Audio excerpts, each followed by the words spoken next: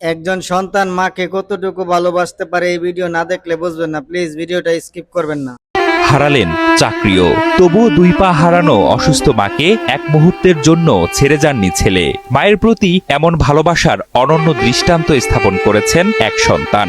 আমার সংসার আছে, সংসার আমার নাই, আমি আমার মাল লাগিয়ে করে দিচ্ছি। মা রহিমা বেগমের 3 ছেলে, তার মধ্যে সবার ছোট আরিফুল। অন্য সন্তানরা যখন নিজেদের জীবন সংসার নিয়ে ব্যস্ত, সেখানে সবকিছু হারিয়ে হলেও মায়ের শেষ নিঃশ্বাস পর্যন্ত সেবা করে যেতে চান আরিফুল। মা যতদিন হায়াত দিয়েছে আল্লাহ, ততদিন পর্যন্ত আমি যে আমার মার সেবা করতে পারি। মা, স্ত্রী, সন্তান নিয়ে আরিফুলের চলছিল সুখের সংসার। স্থানীয় একটি কারখানায় চাকরি করতেন তিনি, কিন্তু হঠাৎ এক ঝড়ে সবকিছুই যেন লণ্ডভণ্ড হয়ে যায়। কেটে ফেলতে হয় মায়ের দুপা। অসুস্থ মায়ের সেবা ও চিকিৎসা করাতে গিয়ে ঠিকমতো অফিসে উপস্থিত থাকতে পারতেন না আরিফুল, যার কারণে একদিন হারিয়ে ফেলেন নিজের চাকরিটাও। মা অসুস্থ ছিল, তারপরে 1 সপ্তাহের মতন অ্যাবসেন্ট করছি। তারপরে অফিসে গেছি, বলছে অফিস ছুটি 3 দিন আছে, তুমি বড় অনেকদিন করে লাইছা, রিজাইন পেপার সই করো, এই সই করে পরে সই দেয়।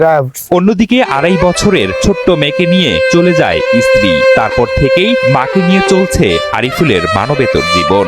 সংসার করতে না বউয়ে গেছে।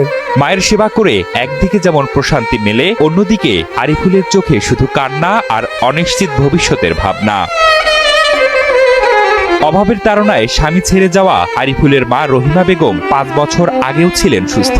3 সন্তানকে সবজি বিক্রি করে খাওয়ালেও মায়ের এই সময়ে ছোট ছেলে আরিফুল হাসান ছাড়া বাকি সন্তানরা খোঁজ খবর তেমন রাখেন না।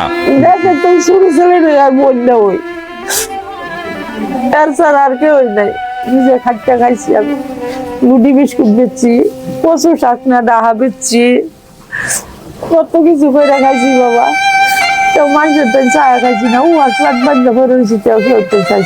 এক সময় পায়ে চুলকানি হলে গ্রামীণ চিকিৎসা নেয়ার পর রহিমা বেগমের পায়ের অবস্থা আরো খারাপের দিকে চলে যায়। ধরা পড়ে ইনফেকশন। এক পর্যায়ে কেটে ফেলতে হয় 2টি পা। এরপর থেকে আরএফএল SWR পাইপই মাপে যা বলে তাই দেয়। RFL SWR pipe and fittings. Rahima বেগমের জীবনে নেমে আসে অন্ধকার। 2 পা হারিয়ে ছেলে আরিফুলকে নিয়ে দুর্বিষহ জীবন কাটাচ্ছেন আর দেখছেন নিষ্ঠুর বাস্তবতা। এদিকে 2 পা হারানো গর্ভধারিণী মাকে নিয়ে এভাবেই চলছে আরিফুলের জীবন। মাকে একটু ভালো রাখতে তার চেষ্টার যেন ত্রুটি নেই, যা ফুটে উঠেছে মায়ের প্রতি অকৃত্রিম ভালোবাসার প্রতিচ্ছবি।